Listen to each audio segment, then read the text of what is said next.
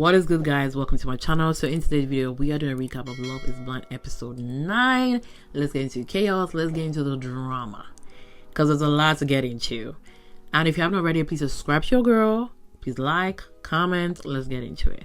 So it started with Jordan and Megan. They're doing their house hunting, and Jordan's like, what on earth is going on? Like, I don't got this kind of money because this house is worth $2 million. Yeah.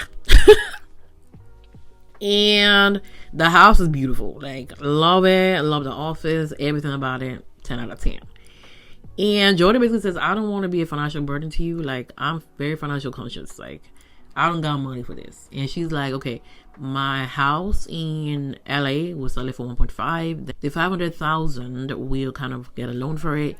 And he's basically like, I need to think about, like, I don't got this kind of money. Facts. And in the confessional, he's like, I gotta kind of live within my means, but at the same time, I can't really let Megan kind of put herself down. You know, obviously if she has the money to do these things, we can't really put her down to fit our own kind of, you know, standard. Which I understand. Like, they definitely need to kind of find a middle ground, because obviously girl has money, girls gotta spend money. So they gotta come up with like a middle ground on how things are going to work, because Jordan is feeling a little bit of pressure because he's used to being a provider, you know. So it's kind of like, how are we gonna do this? You know, like, if she got money to provide, I can't say please don't spend money kind of thing. So I get it from Jordan's aspect as well, because you want to kind of be a man and provide things, but the girls got money to a different situation, so let's find a middle ground. But I'm glad I kind of opened up to her and says, girl, I ain't got that kind of money. Period. Like, ain't no reason to be lying, ain't no reason to be arguing, just be transparent. I don't think that's going to be like the big deal in the relationship. I feel like there are other things that I need to talk about with the whole kind of like parenting thing. It's bigger than this financial issue. So Nick and Annie, they also meet Nick's family and they like her. Love that for them. So the pod squad meet up, and this is where the drama begins. So Ali basically tells the girls the whole thing that she heard from Melissa about, you know, Anton being a drinker, being a party goer, and she basically says that's not her vibe, that's not the man that she's looking for. And the fact that it's only been a few months, like, and he basically lied and told her that it's been a year now. Like, obviously, who am I going to believe, the third party or Anton? She side-eyeing. She also mentions, like, every day after work the man comes in and drinks a beer. That's not the man that she likes. She don't like a drinker. And she basically said that is not much her lifestyle. That's not what she's going for. The fact that later Anton talks to Ali and says that, you know, people are asking me about our relationship, and I basically keep everything on the down low and say everything's okay. Like, what are you telling them? And Ali said, I'm telling them the truth. I ain't lying. I'm telling them the truth. And it was crickets after that. Casey did not come. Casey is nowhere to be found. She did not come, and Patrick is talking to them about the whole Casey thing. He basically says, we didn't even read 24 hours after the review that she said it ain't gonna work. She didn't even give me a day. She ended the things. Even after we left, you know, wanting to meet up with her and everything, and she didn't want to come. She didn't want to come. She basically told me that she told everybody that we broke up. And I asked her for the ring back. She said no. She didn't give me that damn ring. No calls, no, she don't pick up my calls. She refused to give that damn ring back. She refused to give that damn ring back. I'm wondering why.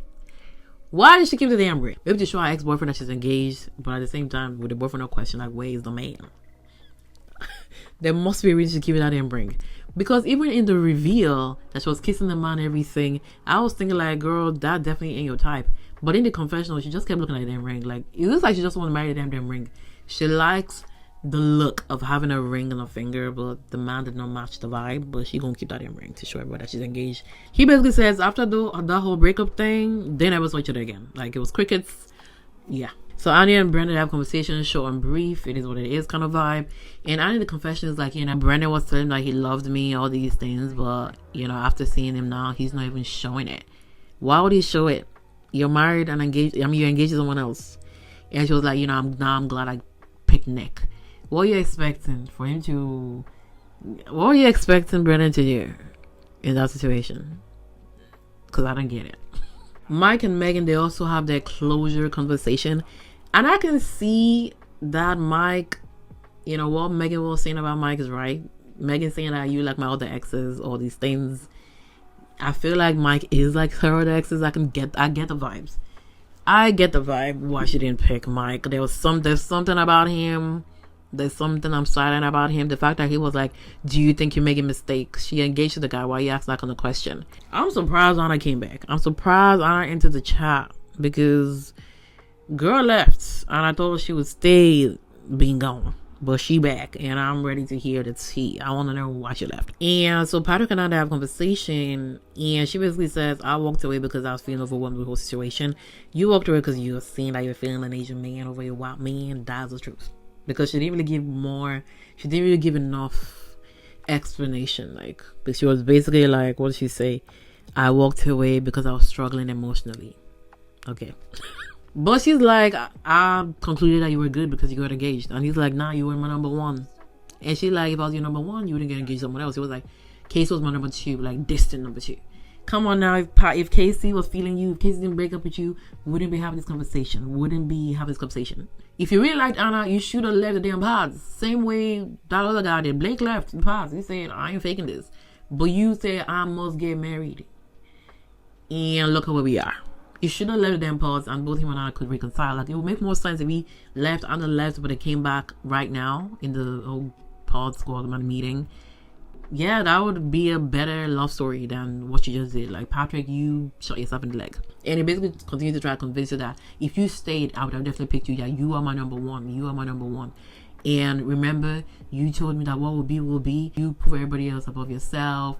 In terms of your family, in terms of the people, all these things. I don't know what we're trying to do because nothing coming out of his mouth was validating that what he did was right. And the reason Anna left is because she was overwhelmed, in marrying an Asian man. Like, she was overwhelmed in going outside her comfort zone. That's the reason. And she was like, when she left, like, she cried. She cried over both him and Blake. And Patrick was about to start the whole, so you were getting to know two people thing. And she cut it off, as she should, because you were getting to know two people as well. So there was nothing to say there. So in the group set, and Edmond says nobody's perfect, everybody got their own issues kind of thing. But Amani said Nick is perfect, he's everything, all these things. And I'm like, that's not what you were given in the previous. That's not what you were given when you guys are alone. That's not what you were given. Like, she's creating a fake scenario. This is fakery. This is fakery from Annie, because this is fakery coming from Annie, just trying to play to the gallery. And Edmond was like, it's crazy to hear, but it's nice to hear that kind of thing. And Kalybriah is right there saying that, what are you trying to say? Why are you trying to compare kind of vibe? And he even says to both of them, and he even says to Nick that, you're very lucky, all these things. Kalybriah is like, what are you trying to say? Why are you trying to compare? Like, it's looking like you're trying to compare our relationship. Admire, but don't compare.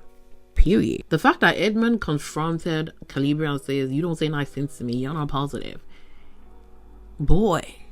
Kalybriah is shocked. She's like, I do say nice things to you. Like, today, while you were riding that damn bull, I was taking videos, I was cheering you on, my man kind of vibe. Like, what is this?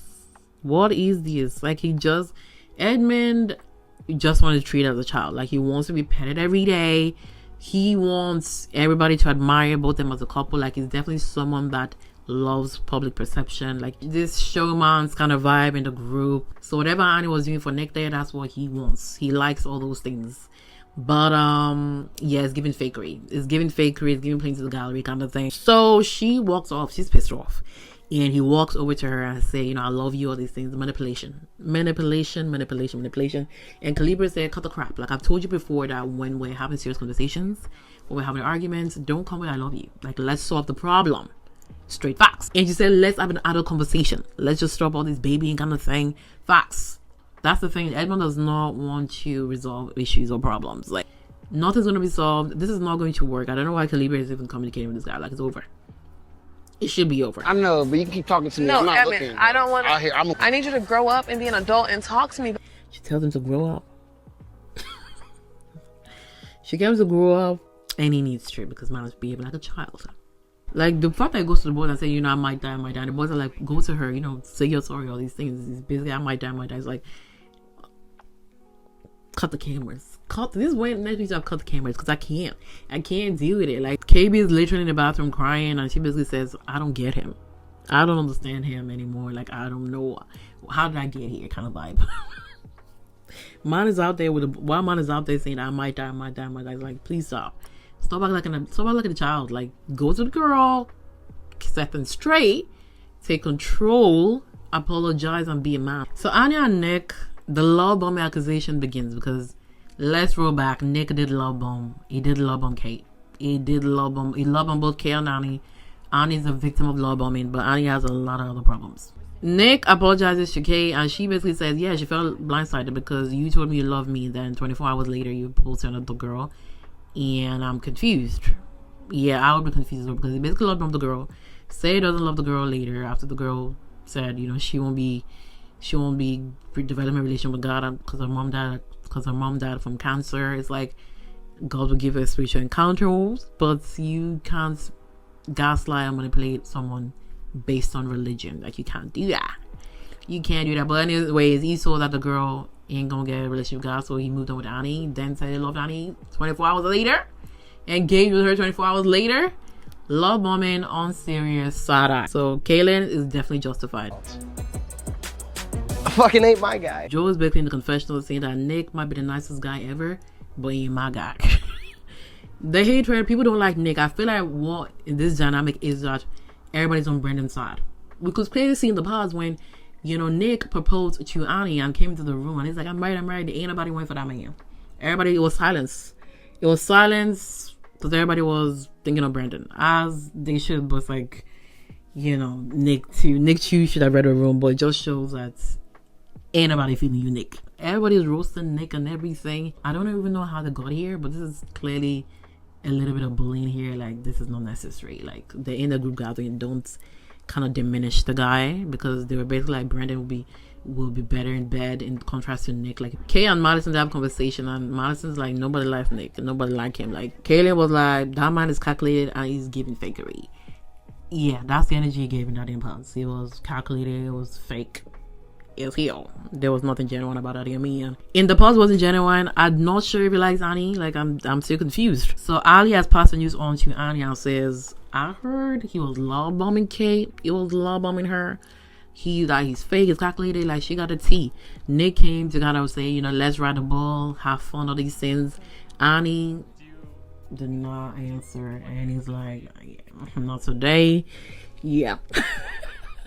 And he's like, you full of shit kind of vibe. She said, I don't want to. She didn't have it. She didn't reply. Man knew that people were talking shit about him, and he was trying to lighten the mood, but Annie said, nah, you ain't getting out of this one. Mine was just talking to Kaylin about how good Joe is, and she was like, oh shit, not again, Joe. Joe is back to his antics again. He's back drinking, doing the most. And that is it for episode 9. Like, I don't think anybody's gonna last here. Like, I don't have any faith in anybody. Zero faith. And if you haven't already, please subscribe to your girl. Subscribe. And I'll see you the next one. Bye.